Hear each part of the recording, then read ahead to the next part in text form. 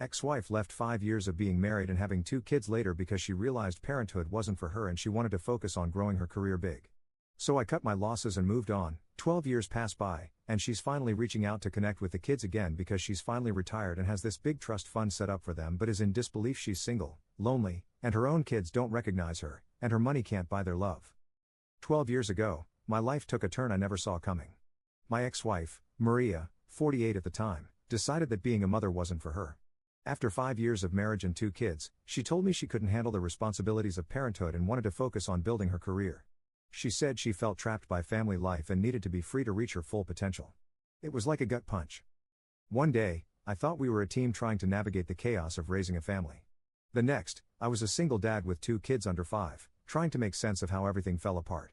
At first, I thought Maria might come around, that she was just overwhelmed by the pressures of parenthood and would eventually realize what she was leaving behind.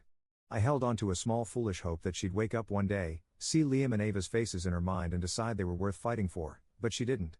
She left without much of an explanation, barely saying goodbye. A week later, I was served with divorce papers. The swiftness of it all was shocking. One day we were a family fractured. Yes, but still together. The next she was gone. She didn't fight for custody, not even joint custody. It was as though she didn't want the reminder of what she'd walked away from. The courts ordered her to pay the bare minimum in child support and she agreed without argument. Then just like that, she moved to another state and cut off all contact. It was as if she wanted to erase us from her life entirely. Liam was 5 at the time, old enough to notice and ask questions. He'd come up to me with those big innocent eyes and ask, "Where did mommy go? When is she coming back?" How do you answer that? How do you explain to a little boy that his mom chose to leave? I tried my best, telling him that mommy had to go away for a while, but it didn't stop him from asking. He waited by the window some nights watching the driveway as if Maria might pull in at any moment. Ava was just 3 then, too young to understand what was happening, but not too young to feel the change. She'd wander the house calling out for her. "Mommy? Mommy?" she'd say, her little voice echoing through the quiet. It was heartbreaking.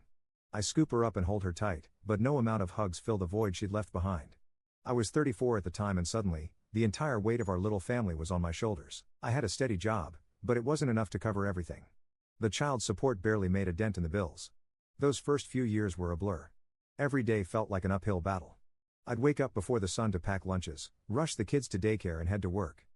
After 8 exhausting hours, I'd race back to pick them up, make dinner, help with homework and squeeze in a bedtime story before collapsing into bed myself. There were nights I barely slept, lying awake and worrying.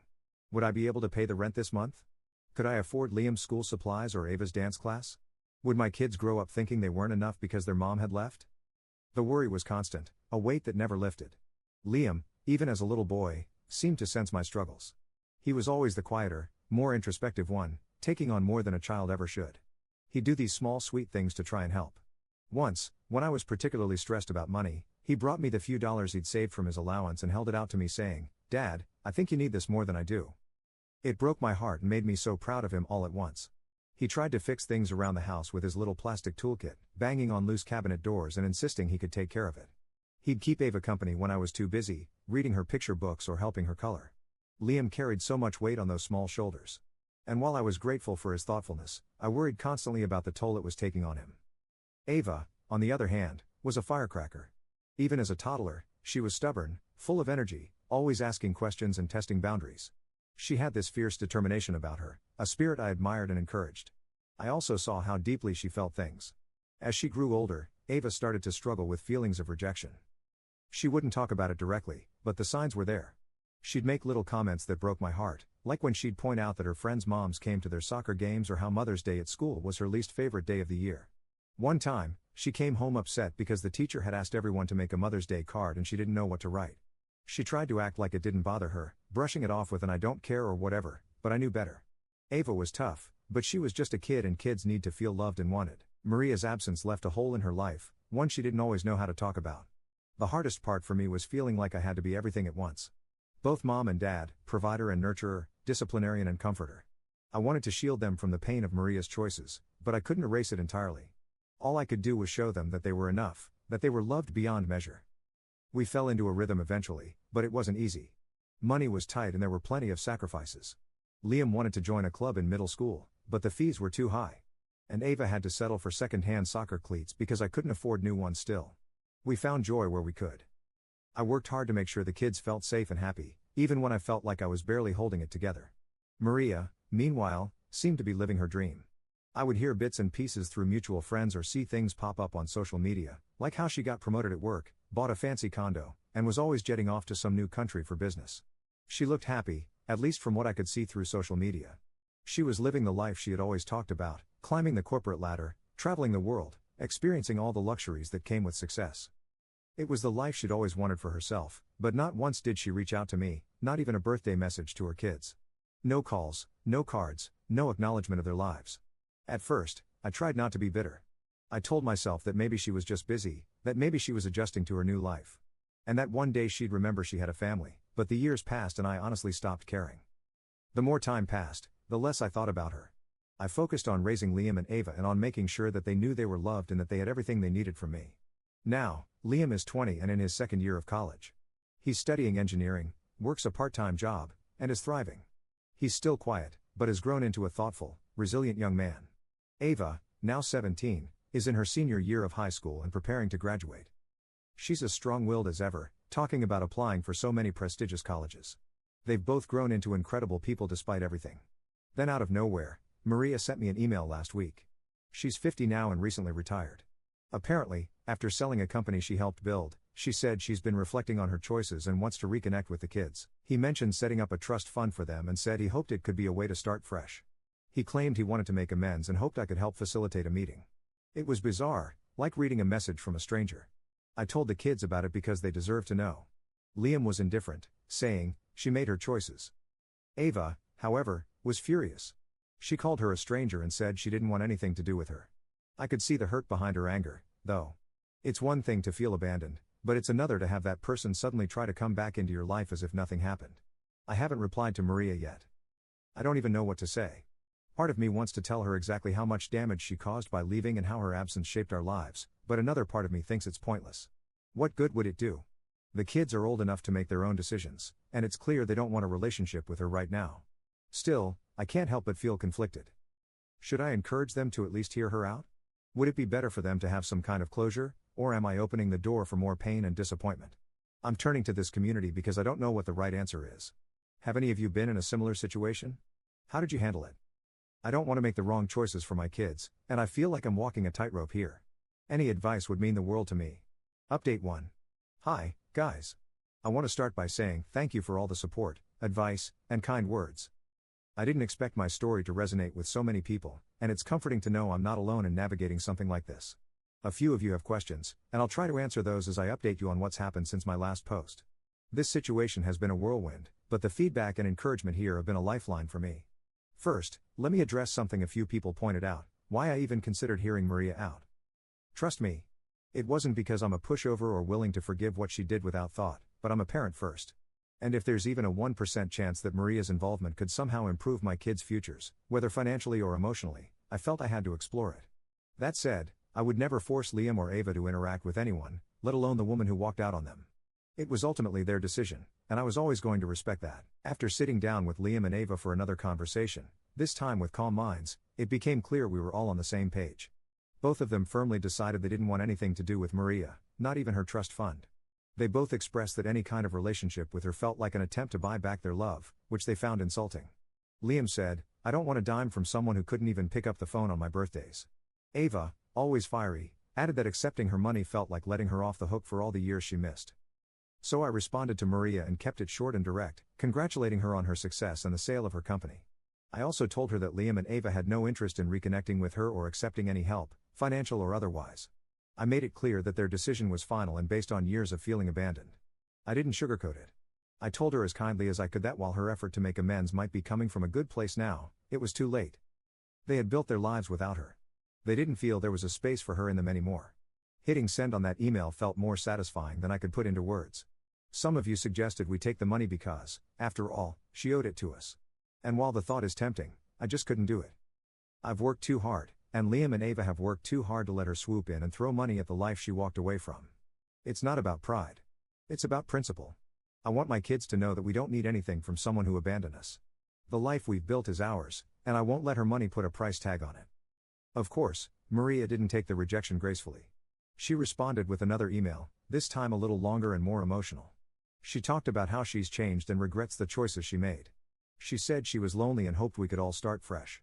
She even hinted that Liam and Ava might regret not having a relationship with her one day.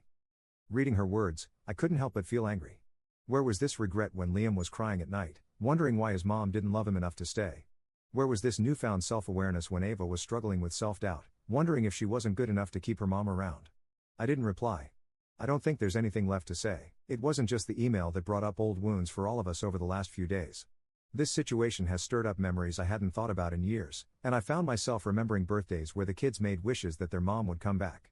I thought about the time Liam wrote her a letter when he was 7 asking why she didn't love him anymore and how I had to gently explain that we couldn't send it because we didn't even have her address. I thought about all the times I saw Ava quietly watching her friends with their moms, pretending it didn't bother her when I knew it did. For Ava and Liam, it's been a mix of emotions. Ava is mostly stoic as usual, but I can tell this stirred up some unresolved feelings. She's kept herself busy with school and work, but there's a quietness about her this week that worries me. Liam, on the other hand, has been vocal about how this has dredged up old wounds. He said it feels like Maria is trying to rewrite history by acting like she cares now when she didn't care then. It's hard to see them go through this, but I'm proud of how they handled it. They're so strong, even when it hurts. On a personal note, I've been reflecting a lot too. I think part of me always wondered what I'd say to Maria if she ever came back. I imagined I'd have this big moment where I'd finally get to tell her everything I'd been holding in, the anger, the hurt, the betrayal. But now that the moment is here, I don't feel the need to say much at all. I think that's what growth looks like, realizing you don't need closure from the person who hurt you to move on. A few people here shared stories about reconnecting with estranged parents, and I want to thank you for that. It's been helpful to hear different perspectives. For now, I'm focusing on supporting Ava and Liam as they navigate their feelings about this. I've also decided to start therapy for myself again. I used to go years ago, but life got busy, and I let it slip. This whole situation has brought up a lot of unresolved feelings I didn't realize I still had, and I think it's time to work through them. To anyone reading this who's been in a similar situation, thank you for your advice and encouragement. This isn't easy, but it helps knowing that there are others who face these challenges and come out stronger on the other side. I'll keep you all updated if anything changes. But for now, we're focusing on healing and moving forward just like we always have. Update 2. Hello, everyone. When I last updated, I truly believed that we were done with this entire situation. Maria had reached out. I'd responded on behalf of my kids, and we'd all moved on, or so I thought. Unfortunately, life had other plans, and the situation escalated in ways I wasn't prepared for. Maria showed up at our house. Yes, she came unannounced, standing outside and calling out for Liam and me to open the door. Ava wasn't home at the time. She was at work, and I honestly wish Liam and I hadn't been home either. Seeing her standing there was jarring. She looked desperate. And while a big part of me wanted to ignore her, another part felt like I needed to let Liam see for himself the kind of person she was. Against my better judgment, I opened the door. The moment she stepped inside, Maria launched into a flood of excuses and justifications for her past. She claimed that everything she'd done, the years of silence, the focus on her career, the complete abandonment, was all for us. She insisted that she had left to create a better future for Liam and Ava, to give them a life of comfort and privilege. Hearing her say this was almost surreal, as if she had written history in her mind to make herself the hero of a story that didn't exist. Ava stood there, arms crossed, her face blank, but her silence spoke volumes. I could tell he wasn't buying a single word she said, and neither was I. Maria's words didn't match the reality we lived through. She didn't leave to provide for us. She left because she didn't want the responsibilities of a family. When it became clear that neither Liam nor I were responding the way she wanted, Maria changed tactics. She turned her attention to Liam, softening her tone, trying to appeal to him directly. She started talking about his future, mentioning how she could help him travel the world before he started college. She painted a picture of luxurious vacations, fully funded by her, as if that would be enough to make him forget the years of neglect. Liam didn't say anything, but his body language made it clear he wasn't interested. It was painful to watch her try to manipulate him. She clearly thought she could buy his affection or convince him with grand gestures. When none of it worked, her demeanor shifted yet again. The pleading and charm disappeared, replaced by anger and blame. She turned on me, accusing me of poisoning the kids against her. She claimed I had brainwashed them into forgetting all the things she had supposedly done for them when they were younger. Hearing her say that was infuriating. The truth is I've never spoken ill of Maria to Ava or Liam. I didn't need to. Her actions, or lack thereof, spoke for themselves. Still, standing there and listening to her twist the narrative was like a slap in the face. I wanted to say something to defend myself and set the record straight, but in the moment, I felt paralyzed. Maria didn't stop there. She went on and on, saying that I had ruined the relationship she could have had with her children. She acted as though she was the victim, completely ignoring the fact that she was the one who chose to leave. She even had the audacity to suggest that I'd made it impossible for her to come back sooner, as if that were ever a decision I had control over. Before I could respond, Ava came home. The timing couldn't have been more perfect. She walked in, immediately sensed the tension in the room, and asked what was going on. Maria tried to shift gears again, this time turning her attention to Ava. She started talking about how proud she was of Ava's accomplishments, how she had been following her progress and knew she had a bright future ahead. She said she wanted to be part of that future, to support her in whatever way she could. Ava didn't let her finish. She simply told Maria to leave. Her voice was calm but firm, and there was no room for argument. Maria tried to push back, insisting that she had a right to see her children and be part of their lives, but Ava stood her ground. She told Maria that she had lost that right the day she walked away, and nothing she could say or do now would change that. Watching Ava handle the situation with such strength and clarity made me incredibly proud. She didn't let Maria manipulate her or guilt her into anything. She just stood up for herself and for Liam in a way that I hadn't been able to in the moment. Maria left after that, but not without making one last comment. She said that one day we would all regret shutting her out and that we would realize she was only trying to help. It was classic Maria, always deflecting blame and painting herself as the victim. After she left, I sat down with Ava and Liam to process everything that had just happened. Liam was furious, saying that he couldn't believe she had the nerve to show up and expect forgiveness after everything she had done. Ava, as usual, was quieter, but I could tell she was upset too. She said it felt like Maria was trying to rewrite history to erase the pain she caused by throwing money at the situation. The whole ordeal has been emotionally draining. It's brought up so many old wounds, not just for Ava and Liam, but for me as well. I've been reflecting a lot on the kind of life we've built since Maria left. It hasn't been easy, but it's been ours. We've faced challenges together, grown together, and become stronger because of it. Maria doesn't get to come back now and take credit for any of that. I'm still processing everything that happened, but one thing is clear, we don't need Maria, and we never did. Her presence, or lack thereof, doesn't define us. We've built a life that is rich in love and resilience, and no amount of money or empty apologies can change that. Thank you to everyone who's been following the journey and offering your support. It's been a tough few days, but knowing that there are people out there who understand and care has made a world of difference. I'll keep you updated if anything else happens, but for now, we're focusing on healing and moving forward. Update 3. Hi guys. I'm back again. A few days ago, something else happened, and I thought you should know. Things have finally come to a close, but it wasn't without one last dramatic encounter. Liam and I were out doing our regular grocery shopping. It was a normal day, nothing out of the ordinary, until we came across Maria. I don't know how it happened, but there she was, standing a few aisles away. I saw her before she noticed us, and for a moment, I thought maybe we could just keep moving and avoid any kind of interaction. But of course, Maria spotted us, and she wasn't about to let the opportunity pass. She made a beeline for us and immediately started shouting, drawing attention to herself like always. She accused me of taking the kids away from her, asking if I was happy now that I succeeded in turning them against her. She was loud, angry, and completely oblivious to the fact that we were in a public place. Liam stood frozen beside me, and I could feel him tense up as Maria continued her tirade. That was my breaking point. I'd held my tongue before, let her have her say, and tried to take the high road, but this time, I couldn't stay silent. I turned to her and asked very clearly and loudly how exactly I had taken her kids away from her when she had been missing in action for 12 years. I asked her where she was during the birthdays, the holidays, the milestones. Where was she when Eva was struggling in school or when Liam needed someone to cheer him up at his soccer games?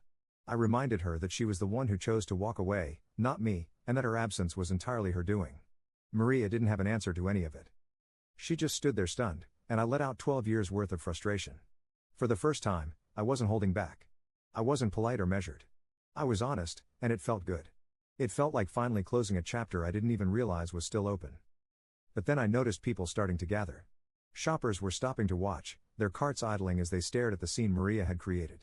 And that's when I realized I'd said enough. I didn't need to prove anything to her or anyone else. Liam and I turned to leave, but Maria tried to follow us, still shouting something about how I'd ruined her relationship with her kids. Thankfully, a store employee stepped in. He got in between us and Maria, telling her very firmly that if she took one more step, they would call the cops. Maria looked like she wanted to argue but must have realized she had no leg to stand on. She backed off, and Liam and I left the store. On the way home, I kept replaying the encounter in my head. I just cannot describe how emotional I felt. A little bit of relief, anger, sadness, and even a bit of guilt for losing my temper in public. Liam was quiet for most of the ride, but when we got home, he told me he was proud of me for standing up to her. That meant the world to me because all I've ever wanted is to show my kids that they deserve better than what Maria gave them. Since that day, Maria has disappeared. None of our friends or family has heard from her, and honestly, I don't care to know where she is as long as my kids and I are safe. That's all that matters. She's proven time and again that she's only interested in causing chaos, and I'm done letting her have any influence over our lives. This whole experience has reminded me of what's truly important: Liam and Eva. Eva is all grown up now, but I know this situation has impacted her deeply. She's always been the quieter one, keeping her feelings to herself, but I can see how much this has weighed on her. I'm keeping an eye on her, making sure she knows I'm here for her if she ever wants to talk. As for Liam, I can tell he's still processing everything. He's strong and independent, but he's also only 17, and this has been a lot for him to handle. I've decided to sit down with him and discuss whether he feels the need for therapy. I want him to have all the tools he needs to heal and move forward. And if talking to a professional can help, then that's exactly what we'll do. Through all of this, I've realized how important it is to focus on the life we've built together, the three of us. We don't need Maria, and we never did. Eva and Liam are incredible young adults, and I couldn't be prouder of them. We've weathered so many storms together, and each one has made us stronger. I can't thank you all enough for the support and kindness you've shown me through this journey. Sharing my story here has been cathartic in a way I didn't expect, and the advice and encouragement I've received have meant more to me than I can say. For now, I'm putting this chapter behind us and focusing on the future, a future where we are safe, happy, and free of Maria's shadow. Thank you for being here for us.